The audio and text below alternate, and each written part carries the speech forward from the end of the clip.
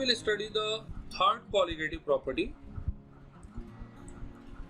and the third colligative property is depression in freezing point. ये मैंने पहले ही बता दिया कि ये सारी colligative property तब ऑब्जर्व होती हैं जब किसी नॉन वोलेटाइल सॉल्यूट को प्योर सॉल्वेंट में डालते हैं। नॉन वोलेटाइल सॉल्यूट को प्योर सॉल्वेंट में डालते हैं तो रिलेटिव लोअरिंग होता है वेपर प्रेशर में, बॉइलिंग पॉइंट में एलिवेशन होता है, लेकिन फ्रीजिंग पॉइंट में डिप्रेशन होता है, कमी होती है। कैसे कमी होती है इसको समझने के लिए पहले आपको फ्रीजिंग पॉइंट समझना पड़ेगा कि फ्रीजिंग पॉइंट होता क्या है। जो ग्राफ आपने पहली कॉलिगेटिव प्रॉपर्टी में पढ़ा था एलिवेशन इन बॉइलिंग पॉइंट में, वही ग्राफ यहां मैं दोबारा समझा रहा हूं, ड्रॉ कर रहा हूं। ये ग्राफ है वही same temperature versus vapour pressure का।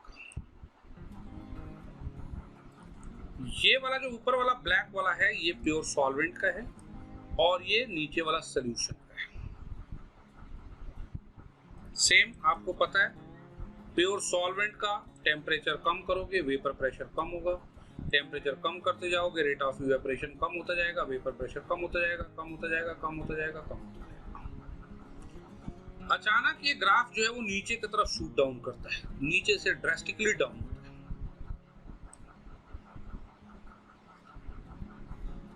यदि ये मान लो पॉइंट ए है और ये पॉइंट यदि बी है और नीचे वाला ये पॉइंट मान लो सी है, दिख रहा होगा ग्राफ को मैंने तीन पार्ट में डिवाइड कर दिया, बी, ए एंड सी। ए से लेके बी वाला जो पार्ट है यहां पे मैटर लिक्विड के फॉर्म में है। टेम्परेचर आप कम कर रहे हो, वेपर प्रेशर कम हो रहा है, माने मैटर जो है वो दो फॉर्म में, इन the form of liquid and gas. Liquid और गैस के बीच में इक्विलिब्रियम है। टेम्परेचर कम कर रहे हो, more and more gas is converting back into liquid, gas की क्वांटिटी कम होती गई और इसलिए वेपर प्रेशर भी कम होता गया। बी से ए के दौरान मैटर लिक्विड और गैस के फॉर्म में, या आप कह दो there is an equilibrium between liquid and gas. जैसे ही टेम्परेचर कम करते करते आप ले आए ए पे लाते जो लिक्विड था वो सॉलिड में कन्वर्ट हो गया। अब लिक्विड तो हो गया सॉलिड में कन्वर्ट, गैस अभी भी गैस के फॉर्म में। तो ए के नीचे जो है वो matter is in the form of solid and gas. There is an equilibrium between solid and gas. Temperature कम करते जाओगे तो gas will convert into liquid and the liquid will convert back into solid. मेरी बात समझ में आ रही है? यहाँ पे सॉलिड गैस में इक्विलिब्रियम है, यहाँ पे लिक्विड गैस में इक्विलिब्रियम है। टेम्परेचर बढ़ा रहे थे, गैस की क्वांटिटी बढ़ेगी, वेपर प्रेशर बढ़ेगा। टेम्परेचर कम करोगे, वेपर प्रेशर जो है वो कम होगा, गैस की क्वांटिटी जो है वो कम होती जाएगी। गैस की क्वांटिटी कम होती गई, गैस कन्वर्ट होता गया लिक्विड में, लिक्विड में और ए पे आते आते, ए पे जैसे ही आएगा liquid will start converting into solid. A एक ऐसा पॉइंट है जिसको यहाँ पी से भी दिखाया गया है। ये जो पॉइंट है, ये पॉइंट, इसको मैं किसी और कलर से दिखा रहा हूं, ये पॉइंट, ये एक ऐसा पॉइंट है जहां पे मैटर तीनों ही फेज में एग्जिस्ट करता है। भाई यहां लिक्विड में और गैस में था, टेम्परेचर कम होता गया, गैस कम होती गई, लिक्विड बढ़ती गई। अब यहाँ पे लिक्विड जो है वो सॉलिड में कन्वर्ट होने लगा, अभी पूरी तरह से हुआ नहीं है, हो रहा है। बात समझ में आ रही है? तो इस पॉइंट पी के मैं नीचे जाऊंगा, जैसे नीचे जाऊंगा सारा का सारा लिक्विड सॉलिड में कन्वर्ट हो चुका होगा, लेकिन पॉइंट पी पे लिक्विड भी है लिक्विड का कुछ पार्ट जो है वो सॉलिड में भी कन्वर्ट हुआ है और साथ में गैस भी है। इस P पॉइंट पे मैटर तीनों ही फेज में एग्जिस्ट करता है या तीनों फेज के बीच में इक्विलिब्रियम होती है। इस पॉइंट को ही बोलते हैं ट्रिपल पॉइंट, और जिस टेम्परेचर पे ये ट्रिपल पॉइंट अटेन होता है that temperature is called freezing point. ये टेम्परेचर यदि T0 है तो this temperature T0 is the freezing point of solvent, because this is the graph for solvent and this triple point is the triple point for solvent. आया समझ में? इसीलिए freezing point को पहले समझना जरूरी है। यहां मैंने डेफिनेशन में लिखा है freezing point is the temperature at which there is an equilibrium between all the three phases of matter, that is triple point. The temperature at which triple point is attained, that temperature is called freezing point. अब इसको एक बार मैं रब कर रहा हूं।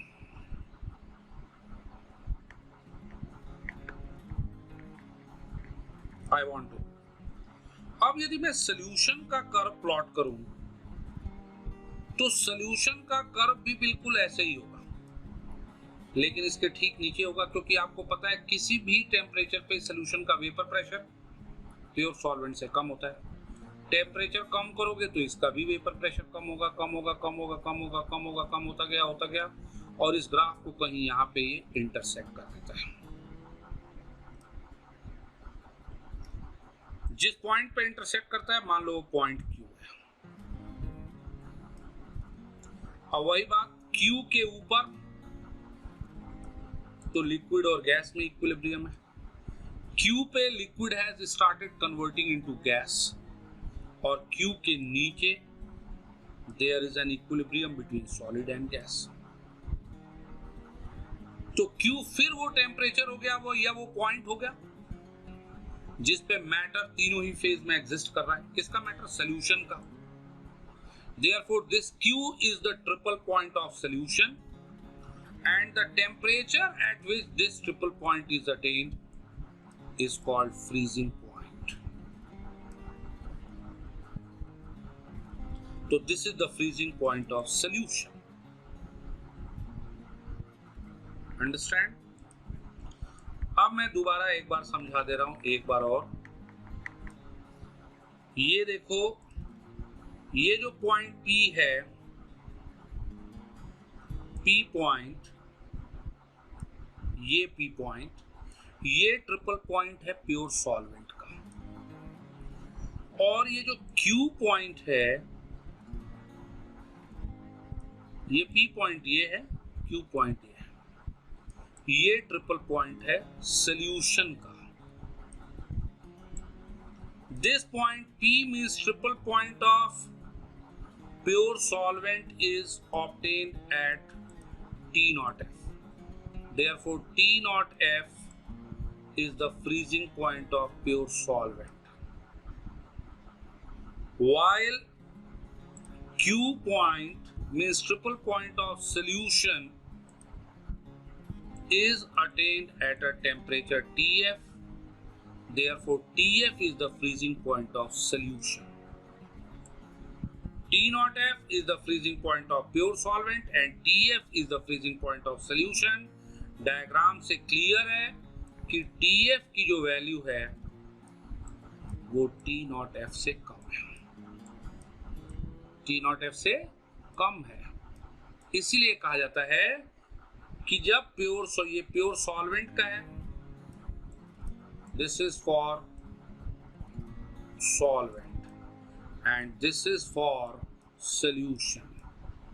इसीलिए कहा जाता है कि प्योर सॉल्वेंट और सॉल्यूशन की फ्रीजिंग पॉइंट हम कंपेयर करें तो सॉल्यूशन की फ्रीजिंग पॉइंट प्योर सॉल्वेंट से कम होती है, और इसीलिए फ्रीजिंग पॉइंट में डिप्रेशन है। दिख रहा है कितना डिप्रेशन हुआ फ्रीजिंग पॉइंट में? इन दोनों टेम्परेचर में जो डिफरेंस होगा ये हो गया difference, this is the difference in the two temperature. Difference हो गया delta T F T not F minus T F के, T not F minus T F के बराबर हो गया। माने कहने का मतलब ये है कि बॉइलिंग पॉइंट में तो एलिवेशन होगा लेकिन फ्रीजिंग पॉइंट में डिप्रेशन होगा। समझो आप, जब प्योर सॉल्वेंट में नॉन वोलेटाइल सोल्यूट डालते हैं तो बॉइलिंग पॉइंट में तो एलिवेशन होता है लेकिन फ्रीजिंग पॉइंट में डिप्रेशन होता है। और ये ग्राफ से आपने समझ लिया, ये ग्राफ से ही समझना पड़ेगा, ग्राफ से ही दिखाना पड़ेगा कि ट्रिपल पॉइंट प्योर सॉल्वेंट का P है, ट्रिपल पॉइंट सॉल्यूशन का Q है,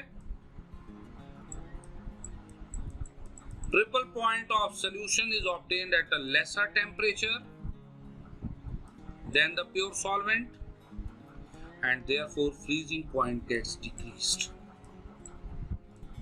अब मेरी एक बात सुनो, वो भी ध्यान से, ये रखा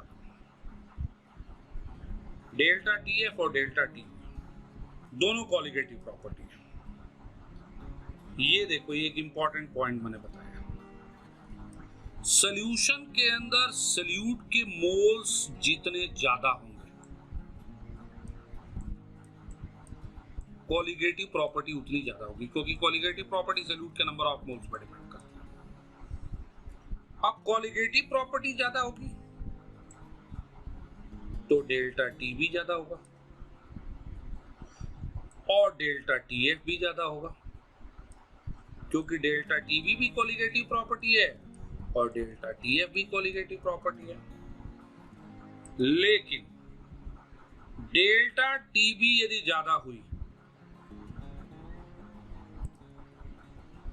तो बॉइलिंग पॉइंट तो उतनी ज्यादा होगी, क्योंकि डेल्टा टी बी का मतलब बॉइलिंग पॉइंट में एलिवेशन, सॉल्यूशन की बॉइलिंग पॉइंट तो उतनी ज्यादा होगी, उतनी ज्यादा होगी। लेकिन डेल्टा टी एफ जितना ज्यादा होगा सॉल्यूशन की फ्रीजिंग पॉइंट उतनी कम होगी, समझना,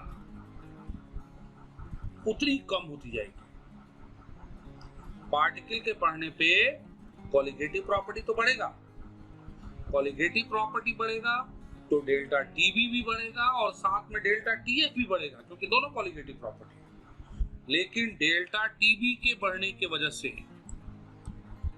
बीपी इंक्रीजेस, लेकिन डेल्टा टीएफ के बढ़ने से फ्रीजिंग पॉइंट डिक्रीजेस। जैसे ये क्वेश्चन हमने पहले किया था कि 1m NaCl, याद होगा आपको, और मैंने कहा था कि ये एग्जाम्पल मैं 2-3 बार बताऊंगा, इनफैक्ट 3-4 बार, 1m NaCl और 1m MgCl2, याद है, और 1m यूरिया, तीनों को हम कंपेयर करें, तीनों को, तो पार्टिकल का नंबर सबसे ज्यादा होगा MgCl2 में, क्योंकि इसका डिसोसिएशन हो रहा है और डिसोसिएशन के बाद एक पार्टिकल 3 में कन्वर्ट हो रहा है। पार्टिकल का नंबर कम होगा NaCl में, क्योंकि यहाँ एक पार्टिकल 2 में ही टूट रहा है, यहाँ एक पार्टिकल 3 में टूट रहा है, जबकि यहाँ पे टूट ही नहीं रहा है, तो यहाँ पार्टिकल का नंबर 1 था तो 1 ही रहेगा। तो पार्टिकल का नंबर चूंकि सबसे ज्यादा MgCl2 में है, सबसे कम यूरिया में है, तो कॉलिगेटिव प्रॉपर्टी जो है वो MgCl2 की सबसे ज्यादा होगी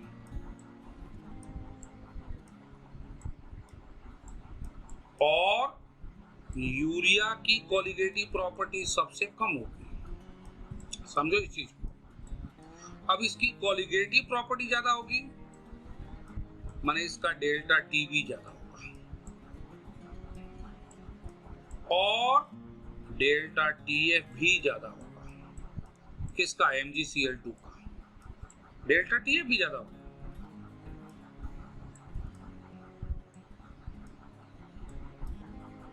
डेल्टा टीएफ भी ज्यादा होगा। अब डेल्टा टी भी ज्यादा होने की वजह से इसकी बीपी तो सबसे ज्यादा होगी, लेकिन डेल्टा टीएफ ज्यादा होने की वजह से इसकी फ्रीजिंग पॉइंट सबसे कम होगी, MgCl।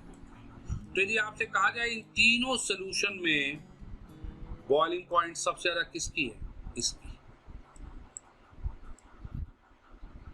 और जिसकी बॉइलिंग पॉइंट सबसे ज्यादा है उसकी फ्रीजिंग पॉइंट सबसे कम होगी। मेरी बात समझ लो, क्योंकि इसमें पार्टिकल ज्यादा है तो डेल्टा टी भी ज्यादा होगा, डेल्टा टीएफ भी ज्यादा होगा। आगे मैं ये सोल्यूशन, इसका आंसर एक्सप्रेस करने का तरीका चेंज करूंगा। I will explain the answer not in terms of number of particle, but I will explain the answer in terms of I, which is called went of factor. अभी आपने आई नहीं पढ़ा है, इसलिए मैं आई के टर्म्स में नहीं बता रहा, मैं सिर्फ नंबर ऑफ पार्टिकल के टर्म में बता रहा हूँ कि इसमें नंबर ऑफ पार्टिकल ज्यादा होंगे। नंबर ऑफ पार्टिकल ज्यादा होंगे तो डेल्टा टी भी ज्यादा होगा, डेल्टा टीएफ भी ज्यादा होगा। डेल्टा टी भी ज्यादा होगा तो बीपी ज्यादा होगी, और डेल्टा टीएफ ज्यादा होगा तो एफपी उतनी कम होगी। Am I clear? तो अभी तक फैक्ट ये रहा, जो अभी तक मैंने बताया उसका नतीजा ये रहा कि नॉन वोलेटाइल सॉल्यूट ऐड करते हैं तो फ्रीजिंग पॉइंट में डिप्रेशन होता है। अब ग्राफ से एक बार और देख लो, क्योंकि अब फॉर्मूला वगैरह पढ़ेंगे इसका। क्यों डिप्रेशन होता है फ्रीजिंग पॉइंट में? फ्रीजिंग पॉइंट में डिप्रेशन इसलिए है क्योंकि फ्रीजिंग पॉइंट में डिप्रेशन इसलिए है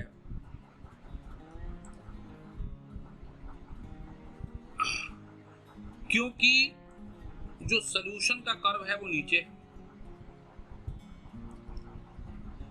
और ये जो प्योर सॉल्वेंट वाला कर्व है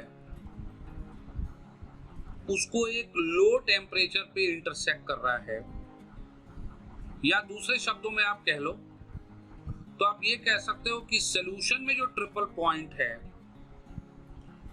it is going to be attained at a lesser temperature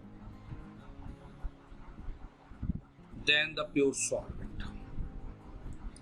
अब एक चीज मैं आपको बता दूं,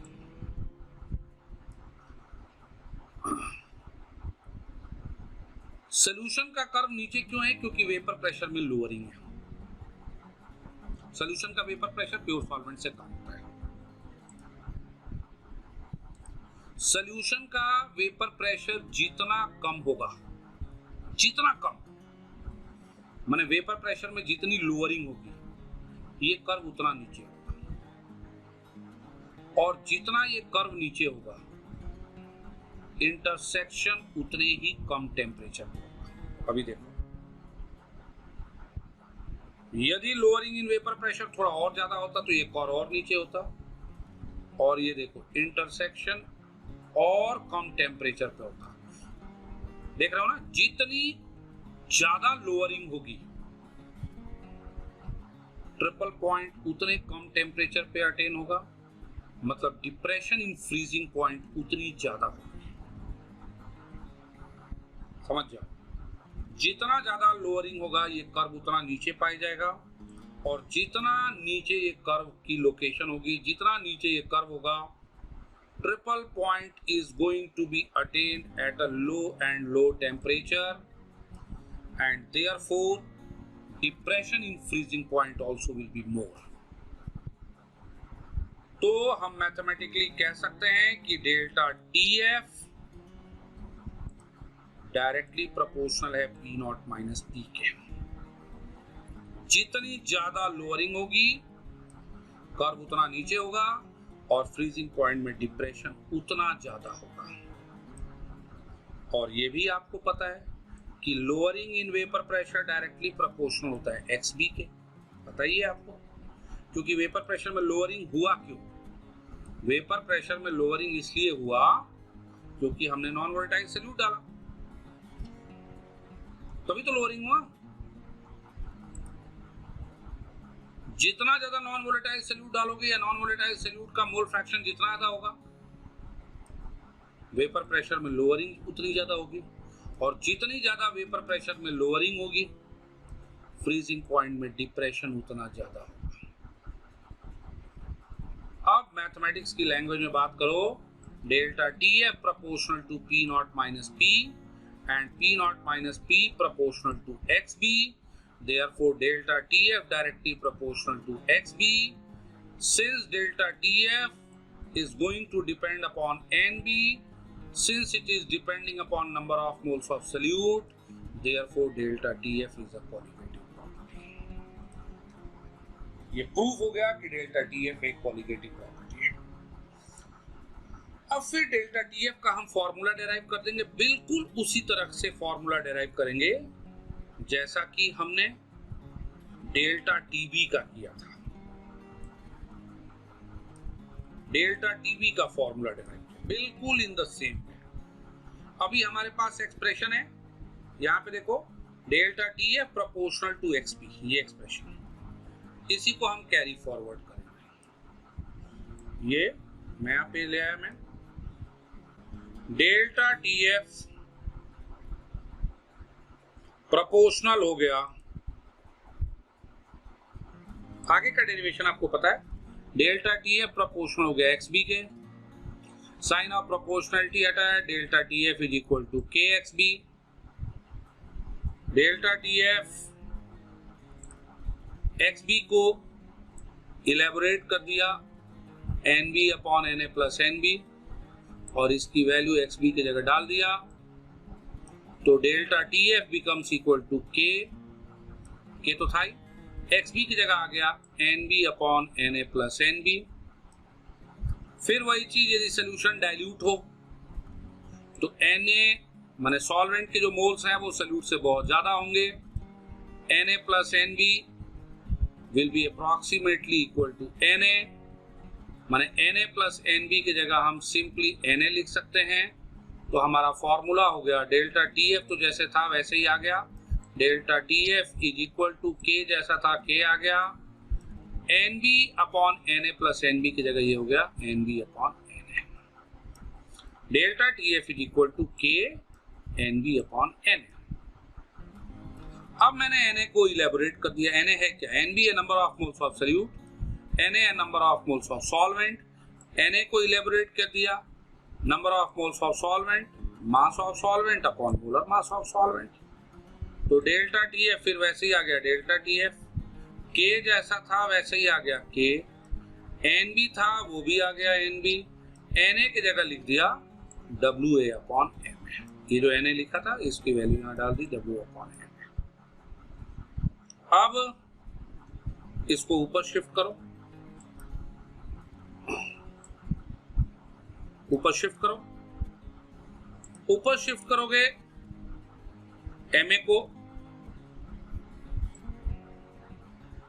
तो delta TF is equal to K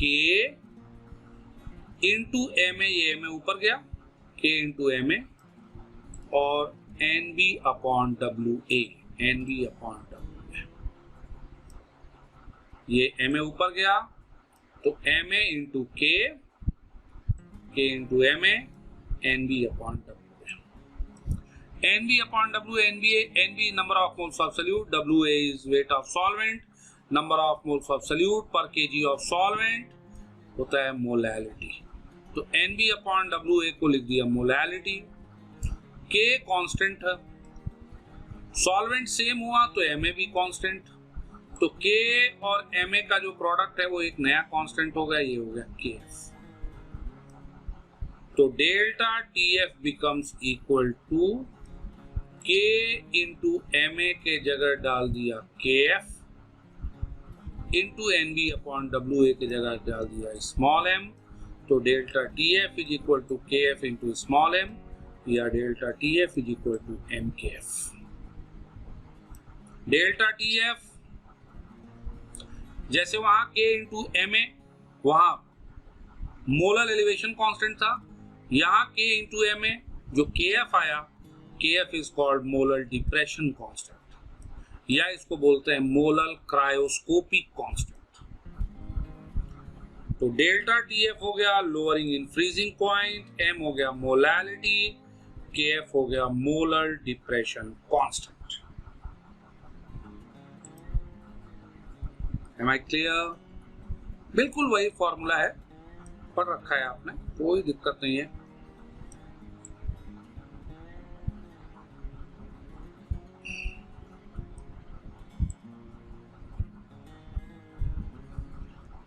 अब KF का यदि हम फॉर्मूला KF की डेफिनेशन लिखें KF का, तो KF की definition delta TF is equal to MKF, M की वैल्यू यदि 1 हो तो delta TF equal to KF, KF which is molar depression constant या मोलर क्रायोस्कोपिक कांस्टेंट। अब इसी को अपने वर्ड्स में लिख दो, डेल्टा TF KF के बराबर होगा जब मोलैलिटी 1 हो। तो अब KF को आपने डिफाइन कर दिया, KF is the equal to delta TF। Delta TF मतलब lowering in freezing point, depression in freezing point, कब? On converting a pure solvent into solution of molality 1। Pure solvent को यूनिट मोलालिटी के solution में convert करें तो उसके freezing point में जो भी डिप्रेशन होगा वो KF के इक्वल होगा, that will be equal to KF। अच्छा, यदि मान लो KF की यूनिट लिखें तो क्या आएगी unit? KF will be equal to delta TF upon M। Unit लिखो, delta TF depression in freezing point kelvin में आएगा, M है मोलैलिटी, मोलैलिटी होता है मोल पर केजी, क्योंकि मोलैलिटी का जब फॉर्मूला लिखते हैं तो N/W होता है, N/W, तो वो होता है मोल पर केजी, तो मोल पर केजी। डेल्टा TF की जगह आ गया केल्विन, M की जगह आ गया मोल पर केजी। सॉल्व करें, सबको ऊपर ले जाएं तो KF की यूनिट हो गई केल्विन पर मोल, मोल ऊपर गया तो हो गया मोल पे -1 और kg -1 ऊपर गया तो ये हो गया kg, केल्विन पर मोल किलोग्राम। ये KF की होती है और यही KB की भी होती है, KB की भी यही होती है। और जैसे delta TF equal to MKF हमने निकाला है, वैसे ही with the help of delta TF we will be finding the molecular mass of the solute। solute का molecular mass भी बिल्कुल वैसे ही निकाल लेंगे जैसे हम एलिवेशन इन बॉइलिंग पॉइंट में निकालते थे। इसका मैं एक चीज बताऊंगा आपको, इसका एप्लीकेशन पे बेस्ड इस पे क्वेश्चन आते हैं। जैसे डेल्टा TB का मैंने एप्लीकेशन बताया, इसका भी एप्लीकेशन बता देता हूं। Delta TF, where is it used in day-to-day life? Delta TF का बहुत मेजर एप्लीकेशन है, बहुत। पहला तो ये है कि जो कोल्ड कंट्रीज हैं उसमें कार के रेडिएटर में instead of using pure water हम वाटर और अल्कोहल का मिक्सचर यूज करते हैं। Alcohol like glycol, ethylene glycol का मिक्सचर यूज करते हैं एज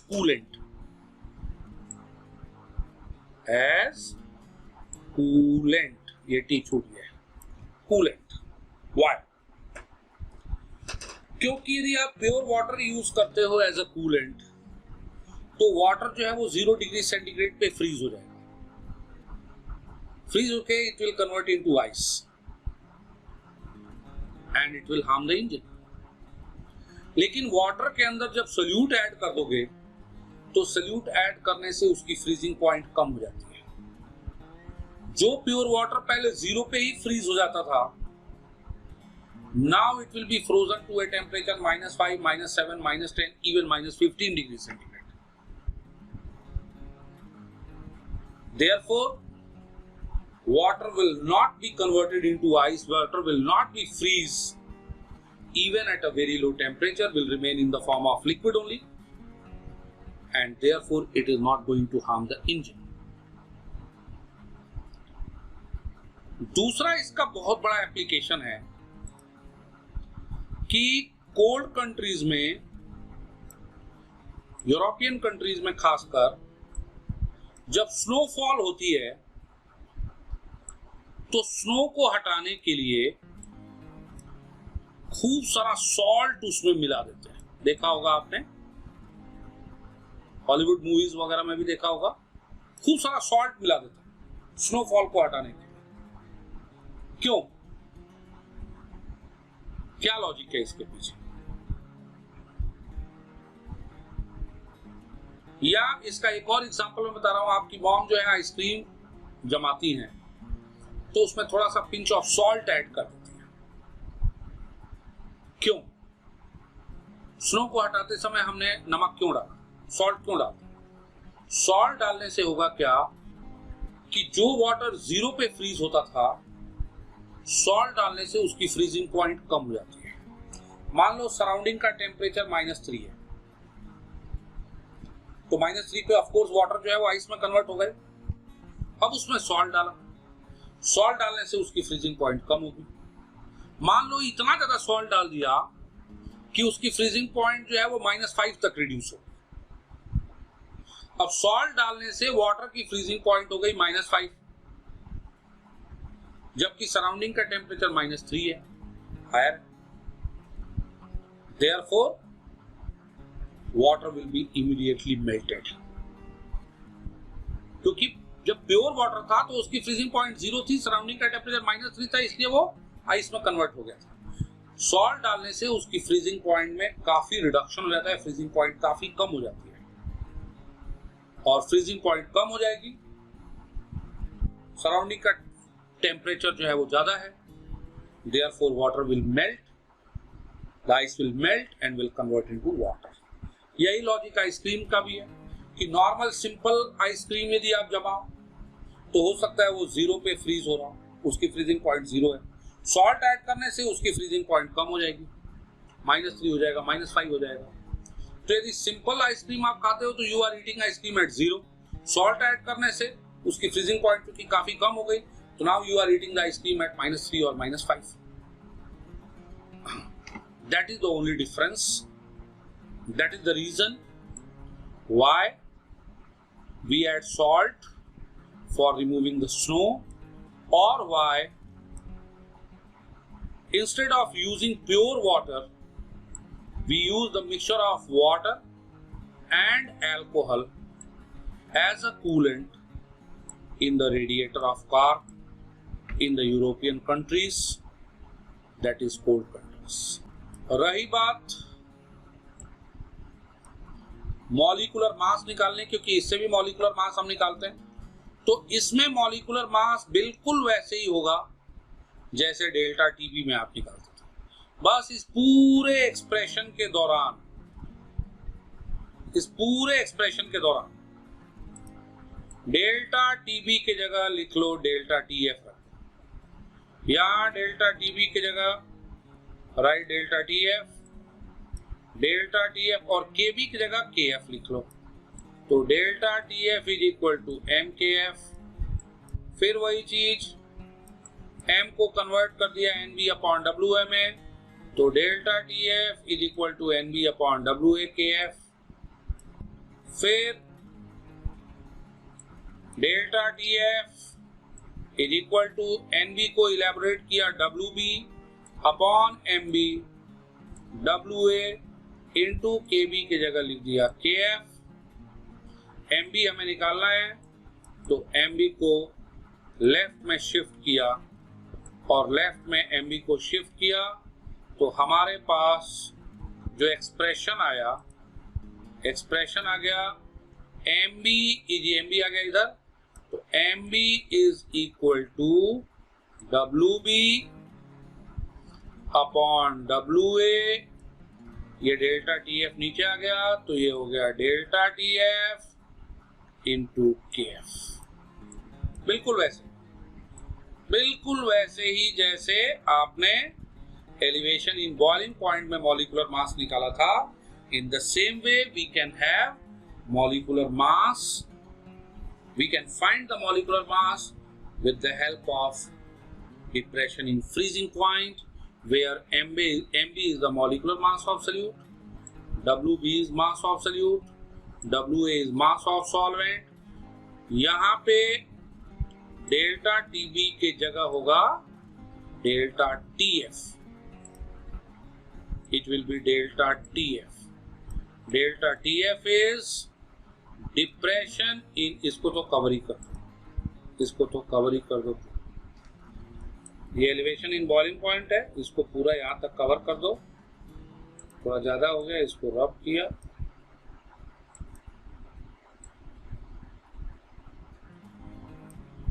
और delta TF is depression in freezing point, depression in freezing point में जैसे वो एलिवेशन इन बॉइलिंग पॉइंट है, ये फ्रीजिंग पॉइंट में डिप्रेशन है, और Kb के जगह लिख दिया Kf, एंड Kf इज, इसको फिर कवर करो, Kf is molal depression constant.